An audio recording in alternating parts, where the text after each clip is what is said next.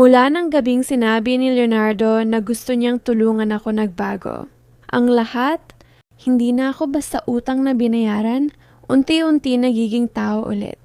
Ako minsan pa nga nakakalimutan kung bihag ako ng isang kasunduan tuwing umaga sabay kaming nagkakape sa veranda.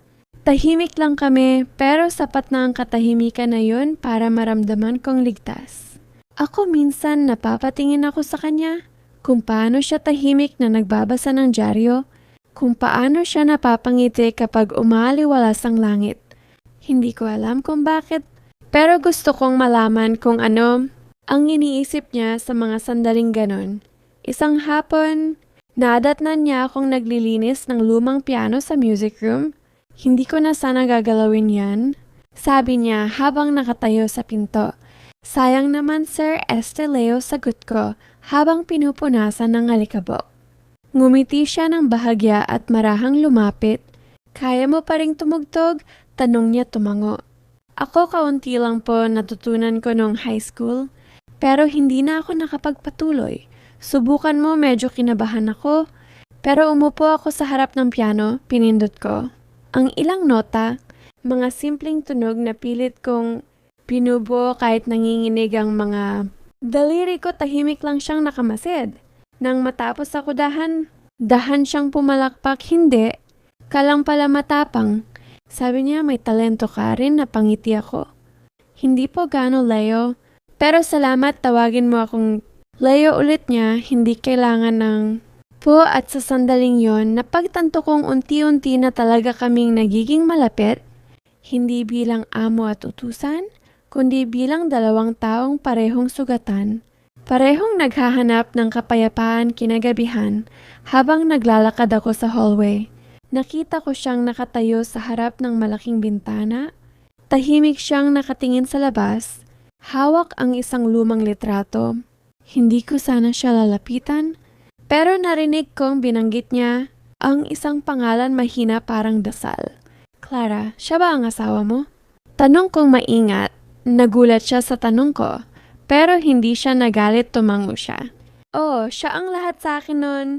Pero nawala siya dahil sa pagkakamali ko, tahimik akong nakinig.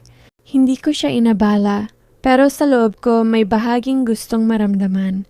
Ang sakit niya. Gusto kong alamin kung paano siya nasaktan ng ganun. At doon ko napagtanto, ang pader sa pagitan namin ay halos wala na. Hindi ko na lang siya pinagmamasdan, kundi unti-unti ko na ring nararamdaman pagbalik ko sa kwarto ko. Huminga ako ng malalim. Bakit ako nagkakaganito? Bakit sa kabila ng lahat ng nangyari, ang takot, ang galit, ang utang, may bahagi sa akin na gusto siyang intindihin? O baka mas malalim pa ron? Hindi ko alam kung tama, pero ang puso ko ay tila may sariling dahilan. At sa gabing yon, alam kong nagsimula na ang pagbabago na hindi ko na kayang pigilan. May mga bagay talagang hindi mo pinaplano, tulad ng kung paano mo mararamdaman ang isang bagay na ayaw mong maramdaman. Sa bawat araw na lumilipas, habang nakikita ko si Leonardo, habang naririnig ko ang tinig niyang may halong bigat at sakit, unti-unti kong nararamdaman na nagbabago. Ang puso ko ayaw kong aminin, pero totoo natututo na akong magmahal sa lalaking minsang kinamuhian ko isang umaga habang kumakain kami ng almusal. Tahimik lang siya, walang karaniwang tanong, walang mga utos hanggang sa bigla siyang nagsalita. Althea, may darating na mga bisita. Mga kasosyo ko sa negosyo, gusto kong nandito ka lang sa bahay. Huwag kang lalabas. Tumango ako po. Ngunit napansin kong may bigat sa tinig niya. Parang may gustong sabihin na hindi niya masabi, Leo. Tawag ko may problema, BA. Tumingin siya sa akin, saglit lang. Pero sapat para makita ko ang lungkot sa mga mata niya. Wala, basta manatili ka rito at pagkatapos nun umalis siya kinagabihan bumalik. Siya nang huli na akala ko'y tulog na ako pero narinig ko ang pagbukas ng pinto sa may veranda. Lumabas ako at nakita ko siyang nakaupo roon, may hawak na alak. Tahimik parang may binubunyong mabigat na lihim. Hindi ka pa natutulog? Sabi niya, hindi lumilingon. Hindi rin po kayo, sagot ko, tahimik ilang sandali bago siya muling nagsalita. May mga taong hindi mawawala kahit nawala na sila. Yung mga alaala nila parang multo laging bumabalik. Umupo ako sa tabi niya, si Clara, tanong ko. Tumango siya. Oo, kung hindi ko lang siya pinili baka buhay pa siya ngayon. Hindi ko alam kung ano ang tamang sabihin. Kaya tahimik lang akong nakinig nang lingunin niya ako baka sa mukha niya.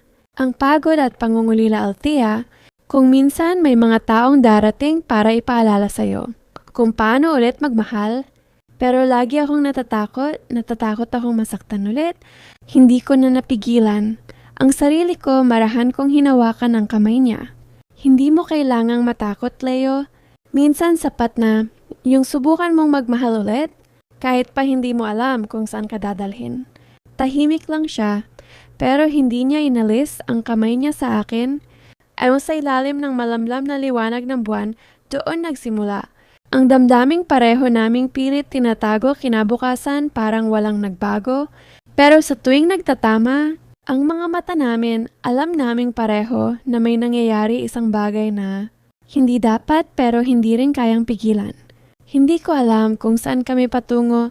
Ang alam ko lang sa bawat araw na lumilipas, mas lalong nagiging malabo ang linya sa pagitan ng kabayaran at pag-ibig. At habang unti-unti kong hinahayaan ang sarili, kung maramdaman siya, mas lalo kong nararamdaman ang panganib ng lahat. Dahil paano, kung sa dulo ng lahat ng ito, ako lang ang masasaktan? Akala ko unti-unti nang nagiging maayos. Ang lahat, akala ko natutunan ko nang tanggapin si Leonardo, ang mga sugat niya, ang mga lihim niyang ayaw pag-usapan. Pero mali ako dahil minsan kapag nagsisimula na tayong tumingin sa hinaharap, saka bumabalik ang nakaraan para guluhin ng lahat. Isang tanghali, habang inaayos ko ang mesa sa veranda, dumating ang isang babae.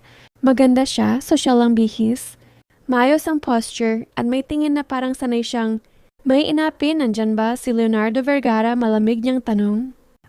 Sino po sila, tanong ko, medyo kinakabahan, ngumiti siya. Pero may halong pangungutya, ako si Veronica. Kaibigan ng pamilya Vergara at ikaw siguro si Althea, yung babaeng pinagkakautangan ng ama mo, parang binuhusan ako ng malamig na tubig. Paano niya nalaman? Hindi ko na nasagot dahil dumating si Leonardo. Halatang nabigla pagdating niya. Veronica, gulat niyang sabi, bakit ka nandito? Hindi ka man lang nagparamdam, sagot ng babae sabay tingin sa akin. Areto siya ba ang dahilan kung bakit mo nakakalimutang bumalik sa Maynila?